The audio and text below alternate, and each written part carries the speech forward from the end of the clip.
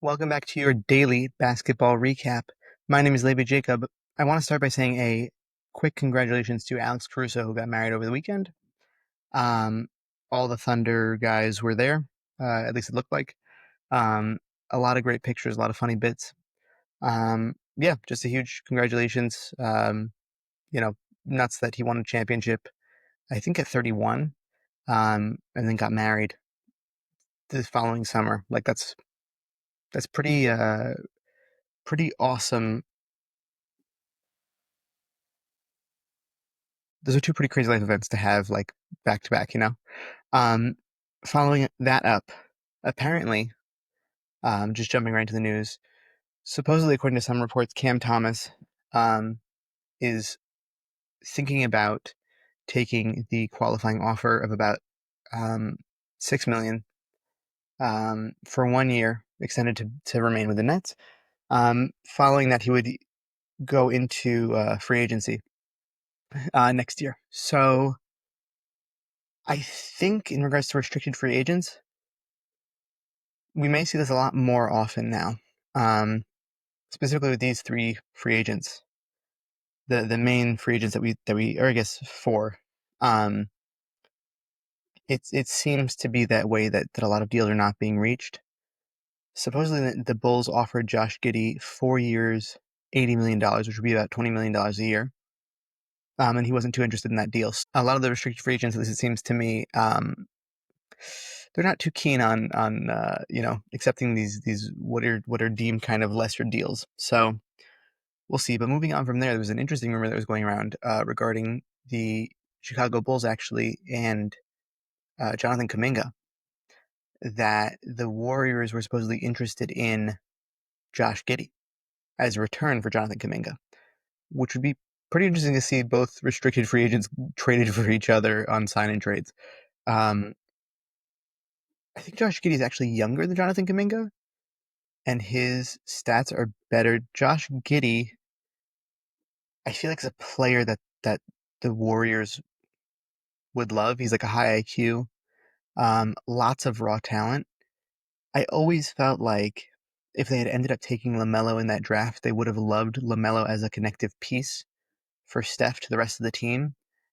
And I feel like Josh Giddey is a kind of version of LaMelo, maybe not as like flashy, a little bit more like stiff in his movement, obviously, but it could be really that just thinking about all the different options. Not that it was necessarily the most reliable story that was put out, but I just thought that it was a very very interesting note to talk about, like interesting possibility for the outcome of a lot of these restricted free agents, as we keep monitoring that, and everybody does. Um, that being said, apparently Shams Charania followed up the discussion about or I guess the leaked tweet of the Christmas games that I talked about on Friday, with the October 21st opening night game schedule. Those games are as follows, and boy, am I excited about these. Houston Rockets at OKC, and the Golden State Warriors at the LA Lakers. You don't get more bombastic than that. That was a good choice. I think I mentioned on Friday, I was like, it's weird that they leak, or that they put out first the Christmas games and the opening games. I'm not upset about it. I'm not upset about it. This is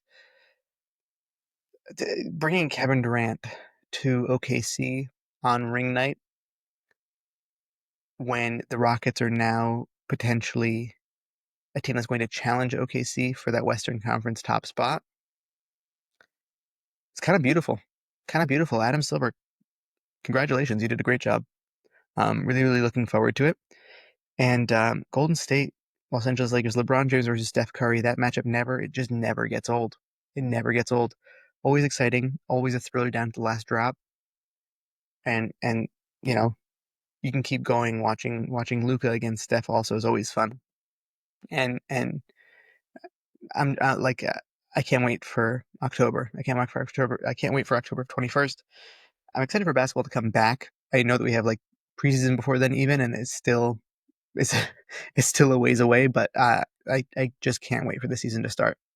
Um, Moving on from that, Kyle Hightower of the Associated Press reported that Joe Mazzulla signed a multi-year contract extension. The exact details I don't think that he reported, or at least from what I saw. Um, Much deserved by Joe Mazzulla. He was a highly, highly criticized coach after taking it over from Ime Udoka, who you know resigned or was fired in bizarre circumstances, um, and really made something special out of this team. All the players on this team seem to absolutely love Joe Mazzulla, and brought them, with his coaching help to a championship. Um, so yeah, well deserved, brilliant coach. They made the right choice. For the bonus portion of this episode, I wanted to go over two articles that were posted to NBA.com from John Schumann, um, where he broke down the offseason power rankings, which I don't know. I feel like every single year it gets earlier and earlier, but maybe that's just me. Um, I think just because it's more interesting on the Eastern Conference side of it, because it's more of a toss up, I'm going to start with the West. Okay, so the number one in the West, which it should be, OKC. They're the champions. They're the favorites. Not much change from personnel wise, other than getting back Nikola Topic, who was injured all of last season, um, and he was a top 10 prospect in the draft from 2 years ago. Played okay in summer league. AJ Mitchell also, like, they're all their young guys who were not really in the championship team rotation, are showing they're still potentially really good NBA players, and that's what you want to see from a championship team that has to kind of, they're not necessarily going to be making crazy big additions. So yeah, fitting that they should be the number one seed. At number two, the Denver Nuggets. That feels about right. They've made a lot of moves this offseason. And it feels like they only really bolstered their strengths and removed a lot of the liabilities and weaknesses that existed on this roster previous. Um, so that's I think a good placement for them. Yeah. Okay. So I was going to say, worth mentioning, likely who else would be there is the Houston Rockets, who did kind of a complete overhaul as far as their offense, and adding Kevin Durant is always going to swing your team up on offense. Um, Number three, I think that there's a lot of people who would argue with you. Number two, but again, you're talking about putting them up against the Nuggets, so I think that those two teams are kind of on the same plateau. Um, so I could hear arguments for either one. I think they're valid. Number four, the Minnesota Timberwolves.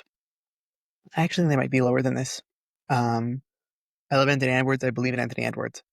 I don't trust the health of Julius Randle. He's just kind of shown time and time again that he has a hard time staying on the floor.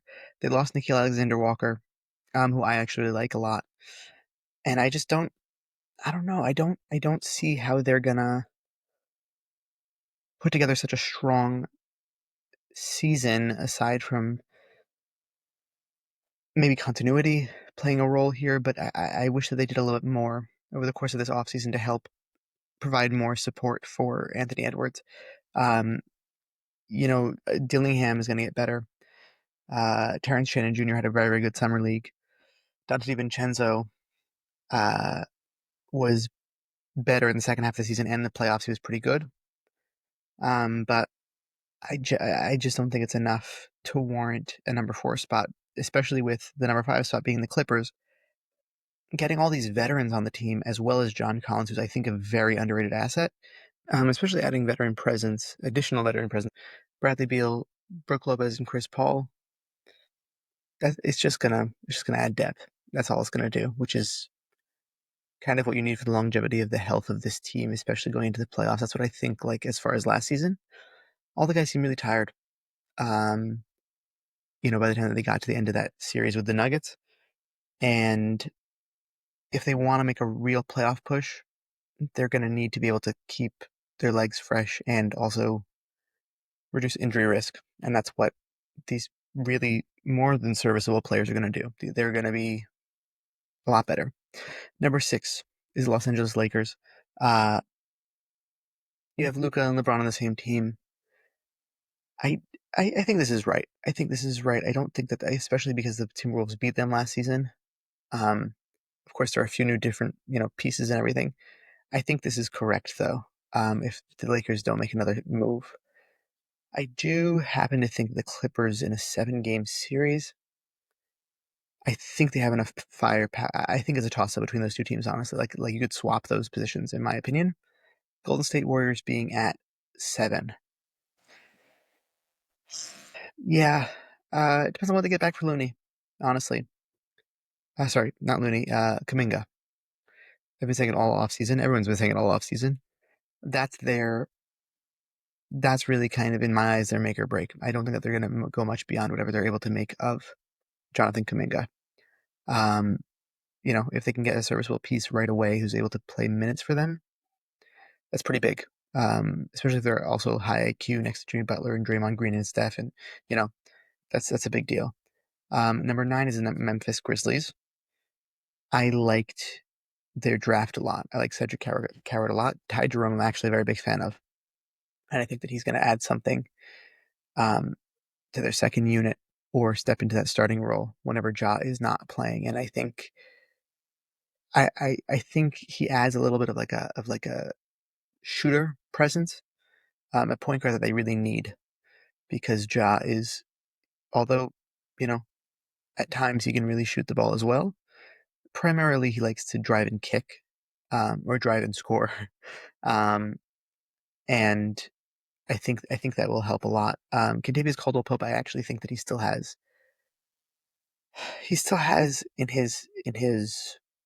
in his bag something left. He still has in the tank something left, and I think now that he'll be next to a point guard that will actually be able to adequately distribute to him, as opposed to before. I think he just wasn't getting to his right shots.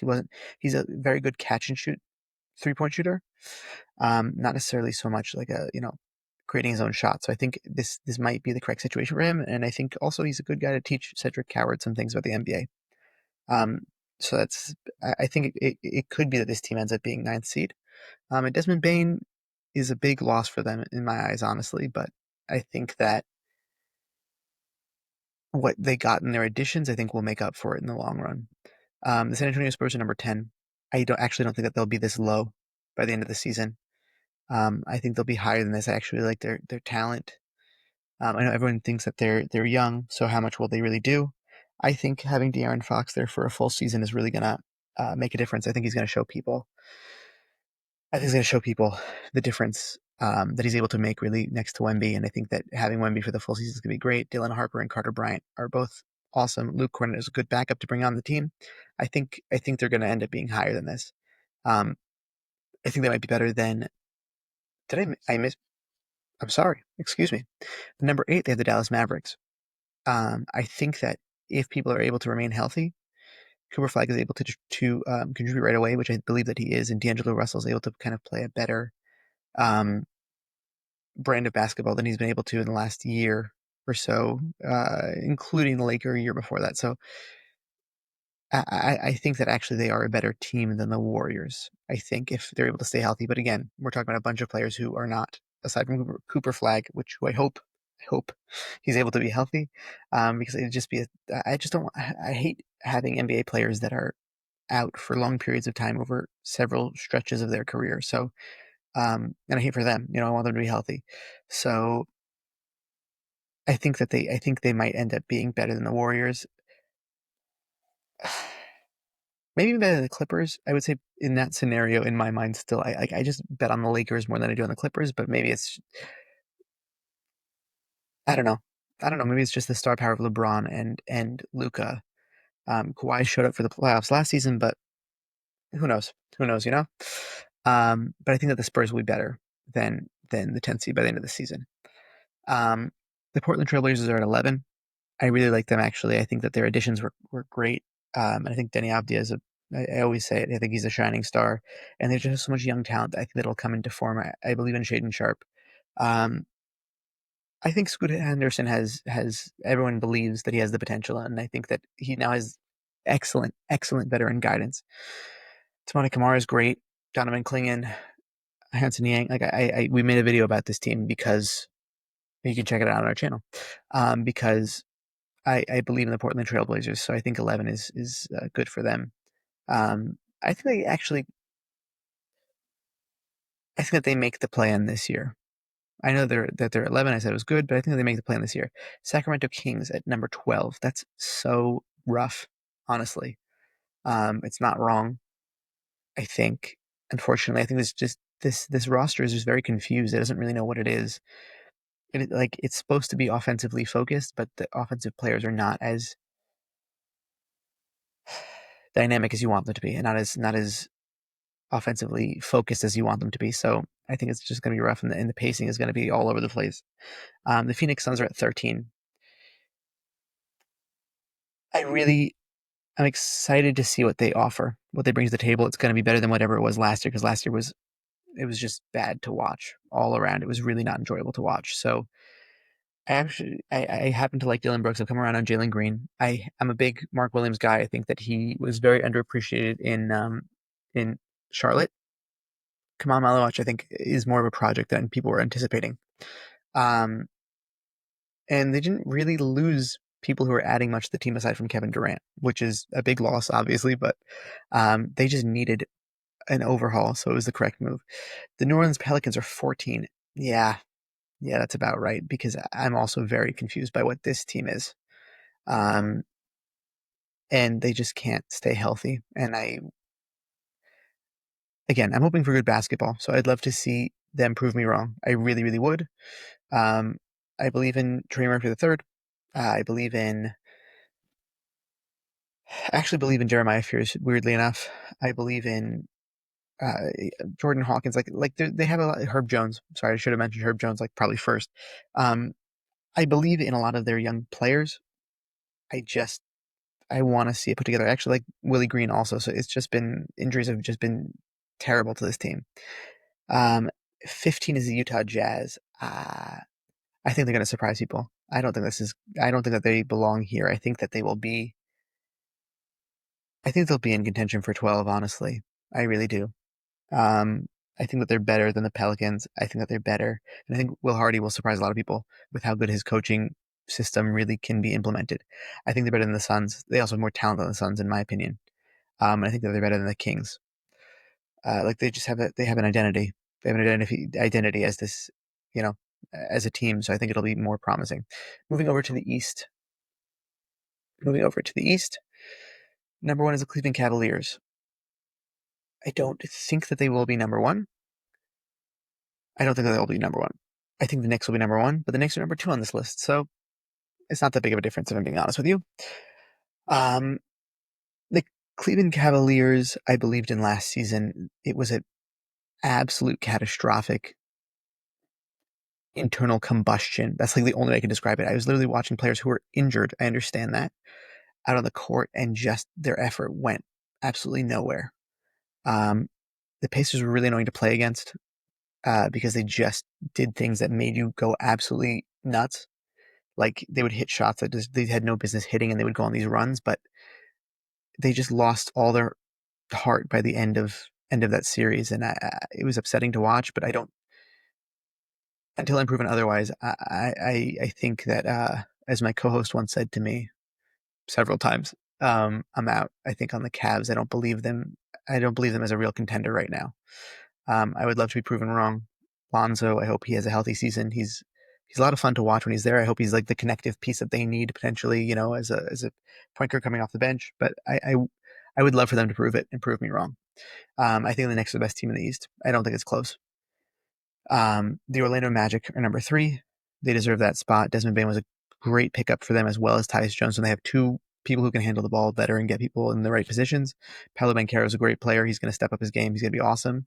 I mentioned this in my last video. I do think that the Pistons are actually going to be 3, and the Magic are going to be number 4. But again, it's a 1-2 position change essentially, so it's essentially the same thing. I think that they will be though. Like I'm excited for that matchup. I think it's a very good matchup. A lot of talent, a lot of young talent. a lot of physicality. Magic were number one defense, I think, last year, right? Or number two, sorry, number two defense last year. They're I actually like them as a basketball team, especially when they're able to now move the ball around the perimeter a little bit more, even inside more. So I'm excited for this team. I think that they're great, and they also got rid of Contavious Caldwell-Pope, who was atrocious for that team last year. So they're going to be definitely in the top four. The Detroit Pistons are number four for the NBA's list, and they got Karis LeVert and Duncan Robinson. Still remains to be seen. That list here, the key outstanding free agent is Malik Beasley. We'll see what happens with that. I think that if he does come back, they are very. I wouldn't want to play them in the playoffs. I think that the Knicks show that they are able to play them in the playoffs. But I like. It's just exhausting. I think they're like a very good team that's able to be really physical with you. It reminds me a little bit of the previous Pistons teams that played against Jordan in a way, but they're very physical. I would want to play against them. Number 5, the Atlanta Hawks. Um, this team, I think, is going to be very good this season. I think this is going to be the make or break season for Trae Young in Atlanta, but I think it's going to be a make. This team is geared towards him 100%. It's going to be awesome. I think they're going to kill it. I really do. I love all their additions. I love all their, everything. I think they did a great job this offseason. Number 6 is Milwaukee. You can never count out Giannis. He's a top seed for you every year. They added Miles Turner. I think is actually a perfect fit next to Giannis. I think that he's a better version of Brook Lopez. Younger, faster. I actually think that Miles Turner is a great player. Yeah, obviously the big story about them was the waiving David Lillard and then using the money for Miles Turner, Cole Anthony, Gary Harris. I don't like the team. I like Giannis a lot. I like Miles Turner next to Giannis. Cole Anthony might be like a fun addition. I just don't see them making much noise. I don't think this was everything that they needed. So we'll see. We'll see if Giannis also gets traded before the season comes back. So who knows? Okay. Number 7, Philadelphia 76ers. VJ Edgecombe was the number 3 pick. Obviously, Trendon Watford, who played for the Nets last season. They lost Gershon Yabusele, and they might bring back Quentin Grimes. We'll see. I think that they should, honestly. VJ Edgecombe was the right pick. I think that he's an absolute animal. I love his approach. I think this team had terrible injury luck last year. I think this will be a turnaround year for them. Number 7, I think, is right. Top 10 in the East should be correct. I think they'll be better than the Bucks, though. Actually, I think that they will be. Just their supplemental pieces are better overall. Even if Embiid is not in the lineup, I think there's a high chance that they will be. Even though Giannis will win his team a lot of games. The Miami Heat are number 8. They added Norman Powell. They also got, they didn't mention it here, Kusperis Shakuchonis, who maybe will round into a good player for them this season. We'll see. He had a rough summer league at best, but could be something for them. Could have future potential. It's an interesting team. I think Tyler Hero elevated his game last season. Bam actually kind of took a step back. But he's not old by any means, Bam. So I think he still has it in him. They just need to be a little bit rejuvenated. And I think Norman Powell is. I like him as a player, so I'm excited to see where that takes them. The Indiana Pacers are at number 9.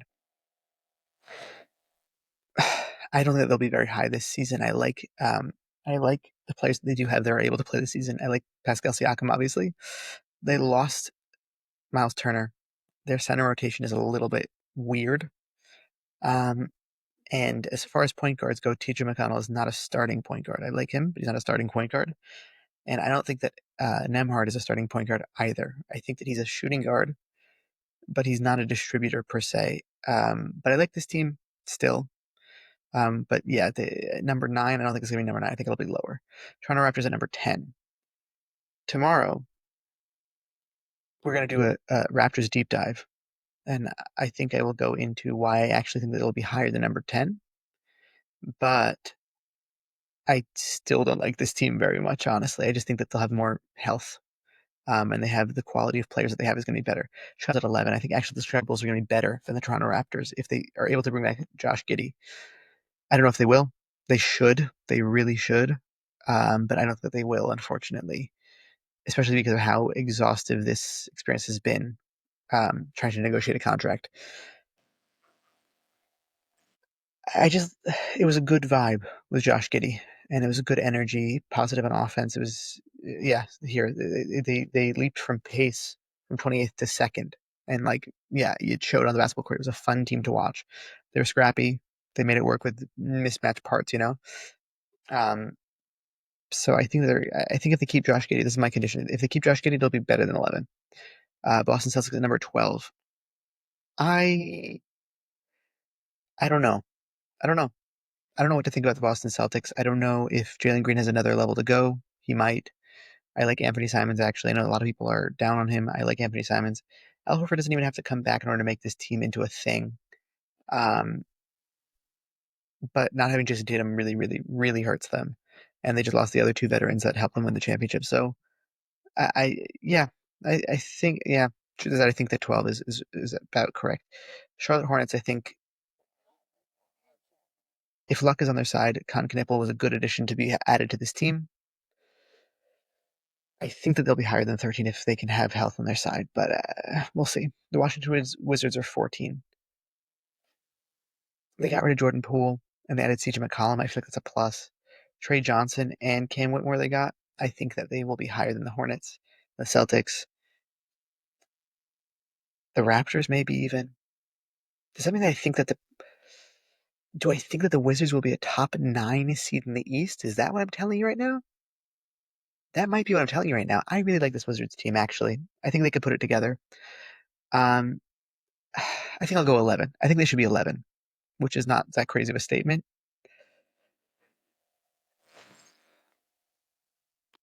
I like the Hornets better than them. I think the Hornets will be better than them.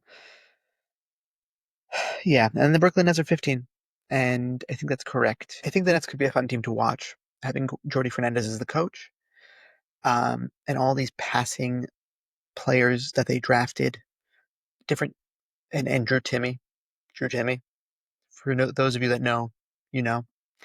Um, I just like the philosophy of the team, and I think it'll be very interesting to watch. So that was the list from the NBA of the power rankings for the East and the West, and everything else included today. That was your daily basketball recap. I think it's a little bit longer today than usual. Um, but I just want to thank Max for producing. Shlomo, I will be seeing you soon. I'm very excited about it. And I want to thank you all for listening and watching. Please let me know if anything you want, any news I missed, any takes that you have. Please let me know anything you want to watch us do. Content you want us to make, please let me know everything down below. Have a great day. Like and subscribe, all that good stuff. Talk to you soon.